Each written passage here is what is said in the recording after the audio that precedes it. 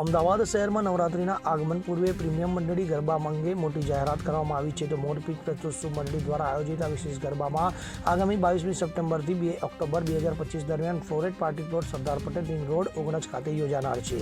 ગરબા પ્રત્યેનો યુવાનો વધતો ઉત્સાહ અને પરંપરાગત લોકસંગીતને આધુનિક રંગ આપવા માટે શુભ મંડળી પોતાની આગવી ઓળખ ઊભી કરી ચૂકી છે. તો ગોપાલ ભરવાડ, દેવરાજ ગઢવી ગીર, કૌશિક ભરવાડ, પર્થદાન ગઢવી, સુહાની શાહ અને લકી મિર્જા પ્રતિભાશાળી કલાકારો તેમના સંગીત અને સ્વરોથી આ નવરાત્રિને યાદગાર બનાવશે.